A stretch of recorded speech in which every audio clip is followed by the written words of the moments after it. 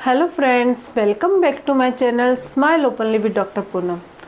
दांतों से जुड़ी बहुत सारी समस्याएं होती हैं, जैसे कि दांत में दर्द होना, दांत में कैविटी होना, दांत में कीड़े लग जाना, मसूड़ों से खून आना, मसूड़ों में इन्फेक्शन होना, मुंह से बदबू आना, मसूड़ों में सूजन आना। ये काफ़ी कॉमन प्रॉब्लम होती है।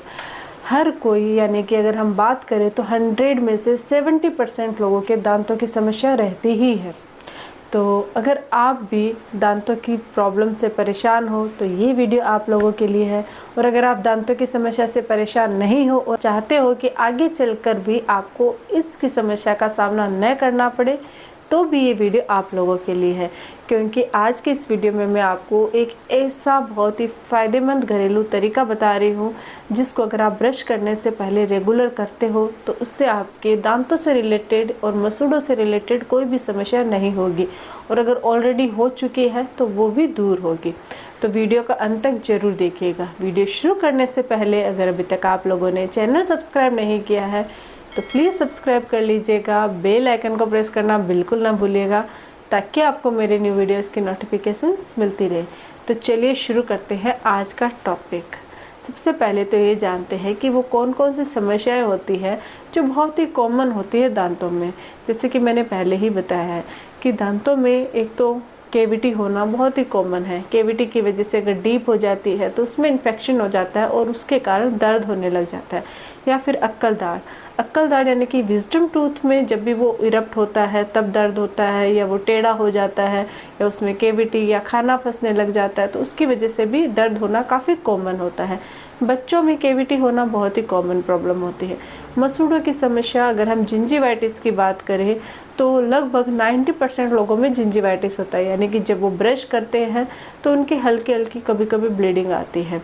तो ब्रश करने पर जिनकी ब्लीडिंग आती है और वो बढ़ती जाती है तो उसको हम पायरिया बोल सकते हैं, पेरियोडोंटाइटिस बोल सकते हैं। अगर दांतों के बीच में प्लाक यानी पीलापन जमा हो जाता है तो उसकी वजह से भी आपके मसूड़ों की रिलेटेड समस्या हो सकती है। दांत हिलने लग जाते हैं।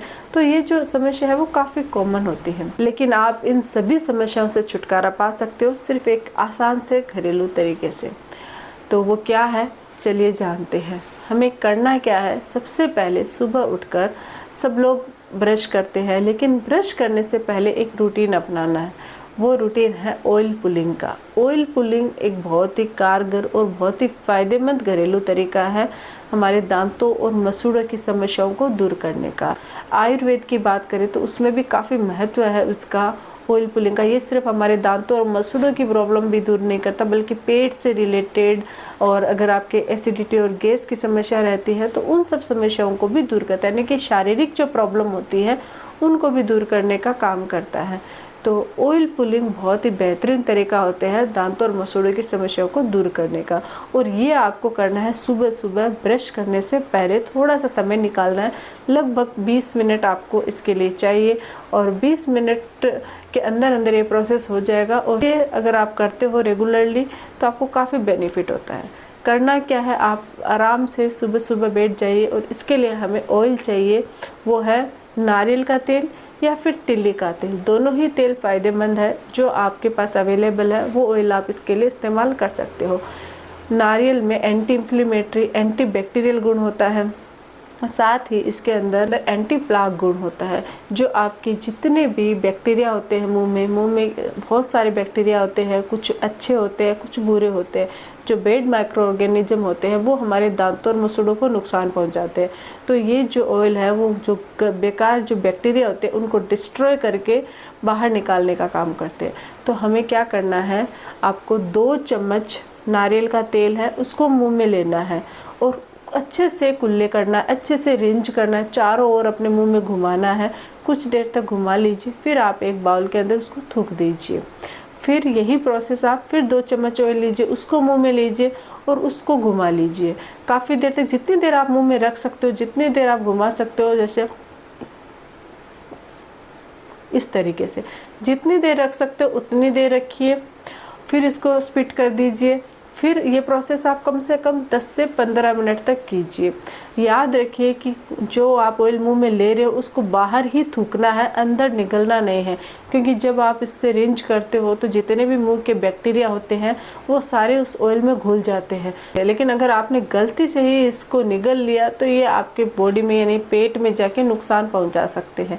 तो आपको इसको निगलना नहीं है, बाहर ही थूकना है।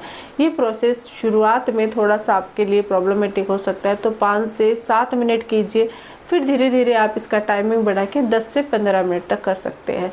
ये बहुत ही फ़ायदेमंद है। आप चाहो तो इसमें तिल्ली का या फिर ऑलिव ऑयल भी आप इसमें इस्तेमाल कर सकते हो। इसमें भी एंटी इन्फ्लेमेटरी, एंटी बैक्टीरियल और एंटी प्लाक गुण होता है, जो जितने भी माइक्रो ऑर्गेनिज्म होते हैं, बैड बैक्टीरिया होते हैं, उनको डिस्ट्रॉय करके बाहर निकाल देते हैं। तो ये रेगुलर करने वाले जो लोग होते हैं उनके मुंह से जुड़ी समस्याएं, दांतों और मसूड़े से जुड़ी समस्याएं काफ़ी कम हो जाती है। अगर आपके कैविटी नहीं है तो आगे चल के आपके कैविटी बनने के चांसेस बहुत कम हो जाते हैं। अगर आपके ऑलरेडी कैविटी है तो वो वहीं तक रह जाते हैं और आप इसका अगर ट्रीटमेंट करवा लेते हो तो वो बाद में नहीं होते। मसूड़ों से जिनके खून आता है, मुँह से बदबू आती है, वो सारी समस्याएँ दूर होती हैं। ऑयल पुलिंग करने के बाद आप नॉर्मल ब्रश कीजिए, जैसे रेगुलर रूटीन में ब्रश करते हो वैसे ब्रश कीजिए और फ्लोस का इस्तेमाल कीजिए। ये जो प्रोसेस अगर आप चाहे तो रेगुलर कर सकते हो। अगर आपके पास बिल्कुल भी समय नहीं है तो आप हफ्ते में 3 बार इसको करोगे तो भी आपको काफ़ी फ़ायदा हो जाएगा। तो आप हफ्ते में 3 बार भी इसको कर सकते हो। तो ये है हमारा आज का बेस्ट होममेड तरीका दांतों और मसूड़ों की बीमारियों को दूर करने का। इसके अलावा अगर आप थोड़ी सी अपनी ओरल हाइजीन को मेंटेन रखोगे, ध्यान रखोगे, तो वैसे ही ये समस्या आपके कम ना के बराबर हो जाएगी। क्या क्या ओरल हाइजीन में क्या क्या चीज़ें आती है। सबसे पहला है रेगुलर ब्रश करना। अब आप बोलोगे हम तो रेगुलर ब्रश करते हैं। दूसरा है नाइट में ब्रश करना। आप बोलोगे हम नाइट में ब्रश करते हैं फिर भी हमारी प्रॉब्लम है। तीसरा है प्रॉपर तरीके से यानी कि ब्रशिंग टेक्निक से ब्रश करना। एक तो होता है नॉर्मल ब्रश करना, दूसरा होता है ब्रशिंग टेक्निक से। ब्रशिंग टेक्निक का मतलब हो गया कि जैसे आपको ऐसे हॉरिजॉन्टल फॉर्म में कभी ब्रश नहीं करना। इस तरीके से अगर करोगे तो जितना भी खाना दांतों के बीच में फंसा हुआ है वो सारा अंदर ही रह जाएगा और ज़्यादा मसूड़ों में चला जाएगा और घुल के जो बाहर आता है वो थोड़ा थोड़ा पोर्शन बाहर आता है।